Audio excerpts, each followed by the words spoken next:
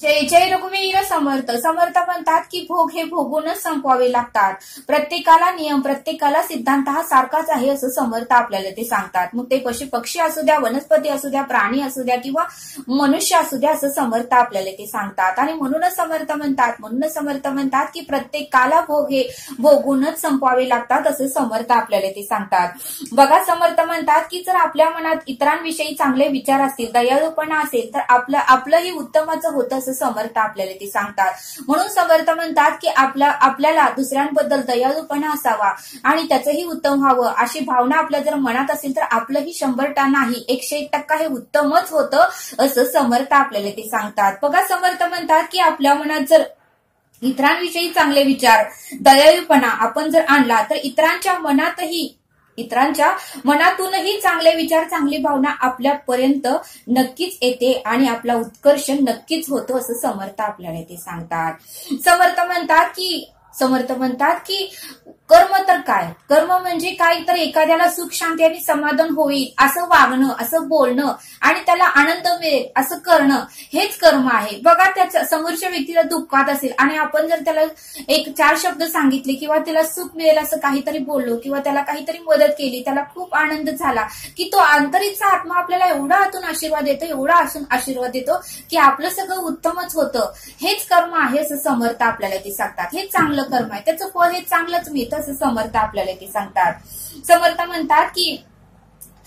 म्हणतात की आपल्या मनात येणारे प्रत्येक विचार हे उत्तमाचे पाहिजे. म्हणजे समोरचा दुश्मन जरी असला तर त्याचं उत्तमच व्हावं असे जर विचार, असे जर भावना आणि असं जर दयाळूपणा असेल तर आपलंही उत्तमाचंच होतं असं समर्थ आपल्याला ते सांगतात. समर्थ म्हणतात की भगवद्गीतेमध्ये श्रीकृष्णाने सिद्धांत लिहून ठेवला आहे. भगवद्गीतेमध्ये श्रीकृष्णाने कर्माचा सिद्धांत हा लिहूनच ठेवला आहे आणि म्हणूनच समर्थ म्हणतात की प्रत्येकाने तो कर्माचा सिद्धांत जर समजून घेतला तर प्रत्येकाचं कल्याणच होईल असं समर्थ आपल्याला ते सांगतात.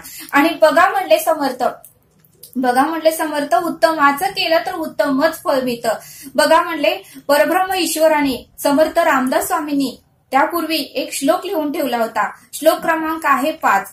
त्यामध्ये तो श्लोक समर्थ रामदास स्वामींनी लिहून ठेवला होता की मना पाप संकल्प सोडून द्यावा, मना सत्य संकल्प जीवी धरावा, मना कल्पना ते नको विषयाची विकारे घडे हो जनी सर्वचीची. म्हणजे काय, ह्या श्लोकाचा अर्थ समर्थ रामदास स्वामींनी आपल्याला सांगितला आहे. मना पाप संकल्प सोडून द्यावा म्हणजे जे काही पाप कर्म आहे, जे काही आपण कर्म करतो ते पाप कर्म तू सोडून दे, त्याचा पुढे जाऊन तुला वाईट परिणाम भोगावे लागतील. म्हणूनच समर्थ रामदास स्वामींनी त्यापूर्वी मनाच्या श्लोकामध्ये लिहूनच ठेवला आहे की मना पाप संकल्प सोडून द्यावा. बघा आता दुसरी ओळी, मना सत्य संकल्प जीवी धरा म्हणजे जे काही सत्य आहे त्या सत्याच्या वाटेवरूनच चाल. सत्याच्या वाटेवरून चालताना तुला त्रास होईल, दुःख होईल, वेदना होईल, पण पुढे मात्र तुझ्या पायाखाली फुले येतील आणि बघ मात्र काटे काय आहेत हेही तुला कळणार नाही असं समर्थ आपल्याला ते सांगतात. आणि म्हणूनच समर्थ म्हणतात की मना सत्य संकल्प जीवी धरावा. आता तिसरी ओळी काय, मना कल्पना ते नको विषयाचे. आता हे विषय आपल्याला नाही ते काम करायला लावतात. मग ते विषय काम, क्रोध, मत्सर, वासना, तिरस्कार हे काम नाही, सर्व काही विषय आपल्याकडून काम करून घेतात आणि पुन्हा म्हणतात मी तुला सांगितलं नव्हतं. आता क्रोध आपल्यामध्ये येतो. आपण एका समोरच्या व्यक्तीला रागाने काहीतरी बोलतो आणि परत आपलं मन शांत झालं की आपण म्हणतो अरेच्या उगाच आपण राग केला. तिरस्कार, आपण एकदम तिरस्कार येतो, आपण एखाद्या व्यक्तीचा तिरस्कार करतो, परत आपल्याला शांत झालं की वाटतं अरेच्या आपण असं नाही वागायला पाहिजे होतं. म्हणजे हे विषयच आपल्याला अधोगतीला नेतात. ह्या विषयांची जाणीव आणि या विषयांची ओळख जर आपल्याला झाली तर आपलं उत्तमच होणार आहे आणि आपलं सार्थकच होणार आहे असं समर्थ आपल्याला ते सांगतात. विकारे घडे हो जनी सर्वचीची म्हणजे हे सर्व काही विकार आहेत, रजोगुण, तमोगुण हे 8 विषय हे घडे हो जनी सर्वचीचे म्हणजे त्याचा परिणाम पुढे जाऊन आपल्याला भोगावाच लागतो असं समर्थ रामदास स्वामींनी या श्लोकाचा अर्थ आपल्याला समजावून सांगितला. म्हणून समर्थ म्हणतात की भोग हे प्रत्येकाला भोगूनच संपूर्णच मग ह्या सृष्टीतून ह्या मृत्यूभूमीतून जावं लागतं असं समर्थ आपल्याला ते सांगतात. आणि ते समजावून सांगण्यासाठी समर्थ आपल्याला एक सत्य कथा सांगतात की जे करून ती घडलेली आहे असं समर्थ आपल्याला ते सांगतात. बघा, समर्थ म्हणतात की एका गावामध्ये असं उत्तमच शेतकरी कुटुंब राहत होतं. बंगला होता, नोकर चाकर होते, घरामध्ये जनावरं होती, सगळं काही उत्तमाचं होतं, शेती करत होते आणि त्यांना बघा 2 मुलं आणि 2 मुली होत्या. आणि मग मात्र कालांतराने त्यांचा संसारही उत्तमाचा झाला, मुलं मोठी झाली, मुलींची लग्न झाली आणि मोठा मुलगाही लग्नाला आला. मग मात्र त्या वडिलांनी त्या मुलाचं लग्न केलं. मग लग्न केल्यानंतर वडिलांना वाटलं की आपल्या घरामध्ये लक्ष्मी येईल, सगळं उत्तमाचं होईल. पण बघा काही काय वेळेस प्रसंग कधी कोणाच्या आयुष्यामध्ये येईल हे आपण सांगू शकत नाही. पण ती लक्ष्मी म्हणून नाही तर ती अवदसा म्हणून त्यांच्या घरामध्ये तिने प्रवेश केला. मग काही काळ 1 वर्ष जर उत्तमाचं गेलं, मग नंतर मात्र जी काही सून होती ती सुनाचं मात्र सासूचं आणि सासऱ्यांचं तिला काही पटत नव्हतं. ती सारखं वाद व्हायची. सासू मात्र गप्प बसायची, सासऱ्यांशी तर नेहमी ती वाद करायची. त्या सुनबाईला ते सासऱ्यांचं काहीही पटत नसायचं. थोड्या कारणासाठी वाद घालायची, भांडण घालायची. आणि मग मात्र तिचा पती कामाला जायचा आणि कामावरून आल्यानंतर मग मात्र एखादी गोष्ट घडली असेल तर ती 4 करून सांगायची. आणि एवढे तिने आपल्या पतीचे कान भरले, एवढे भरले की त्या मुलाला वाटत होतं की आपल्या वडिलांचं चुकतंय, आपल्या बायकोचं चुकत नाही. आणि शेवटी तो विचार करू लागला की बायको म्हणजे सर्वश्रेष्ठ आहे असं त्याला वाटू लागलं आणि ती कधीही खोटं बोलणार नाही. त्याने पण थोडा विचार करून कुणाचं काय चुकतंय, कुणाचं काय चुकत नाही याचा विचार त्याने केलाच नाही. पूर्णपणे त्याने आपल्या बायकोच्या बोलण्यावर विश्वास ठेवला. ती खरं बोलते का खोटं बोलते आणि ती नेमकं काय घडत आहे हे त्याने जाणून घेण्याचा प्रयत्नच केला नाही. आणि मग मात्र रोज ती कान भरत असल्यामुळे मग मात्र त्याने ठरवलं की आता आपण आपल्या वडिलांना वेगळ्या ठिकाणी ठेवायचं. आणि मग मात्र त्याने आपल्या वडिलांना जनावरांच्या गोट्यामध्ये छोटीशी जागा करून तेथेच त्यांना राहायला सांगितलं.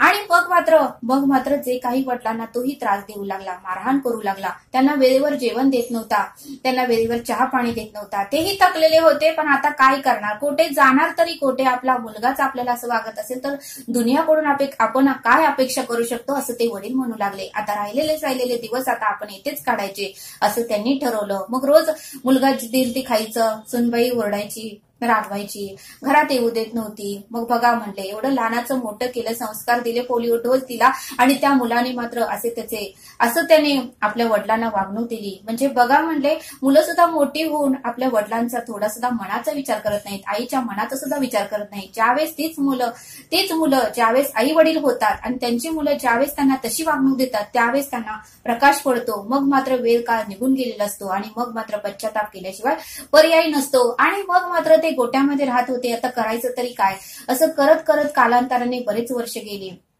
बरेच वर्ष लोटल्यानंतर अक्षरशः सारखं विचार करून, त्रास सहन करून, वेदना सहन करून, टेन्शन घेऊन त्यांची तब्येत एकदम खालवली. एकदम ते बारीक झाले, त्यांचा बीपी लो हाय होत होता. आणि मग मात्र एवढे ते थकले की शेवटी मरायच्या घाईला ते आले होते. मग मात्र शेवटी त्यांनी आपल्या सुनबाईकडे एक पेला भरून पाणी मागितलं तर तिनेही पाणी देते म्हणली आणि शेवटपर्यंत तिने पाणी त्या सासऱ्यांना दिलं नाही. आणि मग असं करत त्यांचा प्राण गेला, त्यांचा मृत्यू झाला. आणि मग मात्र जे काही मृत्यूनंतर क्रियाकर्म करतात ते सर्व काही केल्या.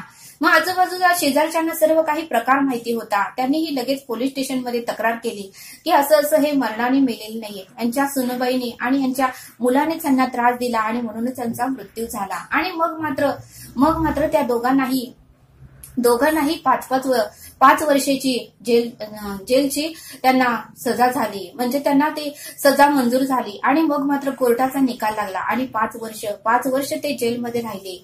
आणि मग मात्र 5 वर्ष निघून गेल्यानंतर ते जेलमधून बाहेर आले. जेलमधून बाहेर आल्यानंतर मात्र त्या मुलाला वाटू लागलं की खरंच आपल्या बायकोचं चुकलं होतं आणि आपल्या वडिलांचं आपण ऐकलं नाही. मग मात्र त्या मुलाला पश्चाताप होऊ लागला. पण आता करणार तर काय, त्यांनाही 2 मुलं होती. आणि मग मात्र ते मुलंही आई वडील ज्यावेळेस घरी आले त्यावेळेस त्या आई वडिलांचाही ते तिरस्कार मत्सर करू लागले. गावातले सगळेजण म्हणू लागले की तुमचे आई वडील हे गुन्हेगार आहेत, तुमच्या आई वडिलांनी असं केलं. त्यामुळे त्या मुलांनाही आई वडिलांबद्दल प्रेम माया निर्माण झालीच नाही. आणि मग मात्र कालांतराने त्या सुनबाईला म्हणजे त्या जे काही ते सासरे वारले होते त्या सुनबाईला कालांतराने एवढा आजार मोठा झाला, एवढा आजार झाला की मोठ्या मोठ्या हॉस्पिटलमध्ये नेलं तरी तो आजार बरा झाला नाही. मग डॉक्टरांनी त्या मुलांना सांगितलं की तुम्ही तुमच्या आईला घेऊन जावा आणि जोपर्यंत त्यांचं जीवन आहे तोपर्यंत त्या जगतील. आणि मग मात्र मुलांनाही आईचं आजारपण त्यांनाही वाटू लागलं की हे आजारपण आहे आणि आपण किती दिवस सेवा करायची. म्हणून त्या मुलानेही एक छोटीशी रूम कुठेतरी बघितली आणि आपल्या आईला तेथे ठेवलं.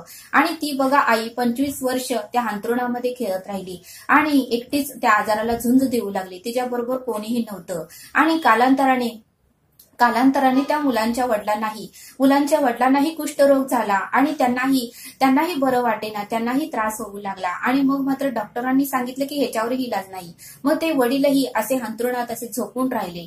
त्यांनाही वेगळी रूम करून दिली. म्हणजे दोघांनी जो काही त्या मुलाने जो काही आपल्या वडिलांना त्रास दिला किंवा त्या सुनबाईने जे काही आपल्याला सासऱ्याला त्रास दिला तो सर्व काही त्या सासऱ्यांचा काही त्रास आहे तो सुनबाईलाही लागला आणि त्याच्या मुलालाही लागला. आणि जेवढा त्रास त्या वडिलांनी आणि त्या सुनबाईच्या सासऱ्यांनी जो सहन केला तो सर्व काही त्यांना लागला. आणि मग मात्र जेवढा त्रास त्यांनी त्या सासऱ्याला दिला आणि वडिलांना दिला तेवढाच त्रास त्या दोघांनाही झाला, तेवढाच त्रास त्या मुलाला आणि त्याच्या बायकोलाही झाला. आणि मग मात्र तो त्रास पूर्ण भोगून झाल्यानंतरच त्या दोघांचाही मृत्यू झाला. मग समर्थ म्हणतात की ही सत्य घटना आहे. म्हणजे या बोधातून आपल्याला हे शिकायला मिळतं की भोग हे भोगूनच संपवावे लागतात. म्हणून कोणाशीही वागताना एवढंही निष्ठुरपणे वागू नका. आपल्यामध्ये दयाळूपणा ठेवा, प्रेमाळूपणा ठेवा.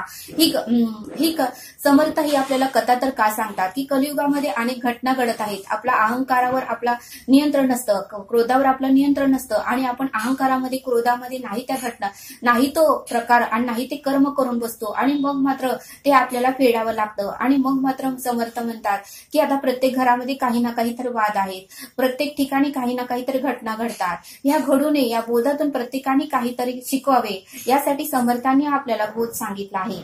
म्हणून समर्थ म्हणतात की उत्तमाचे कर्म करा, विषयांची ओळख घ्या. विषय कधी कोणावर येईल आणि घालेल हे आपण सांगू शकत नाही. त्यामुळे विषयांची जाणीव ठेवा आणि नेहमी शांत राहावा. जरी क्रोध आला तरी त्यावेळेस गप्प बसा किंवा नामस्मरण करा आणि क्रोध शांत झाल्यावरच आपला निर्णय घ्या असं समर्थांनी आपल्याला या बोधातून समजावून सांगितलं. तरी हा व्हिडिओ आवडल्यास सबस्क्राईब करा. भेटू या पुढील भागात. धन्यवाद. जय सद्गुरू.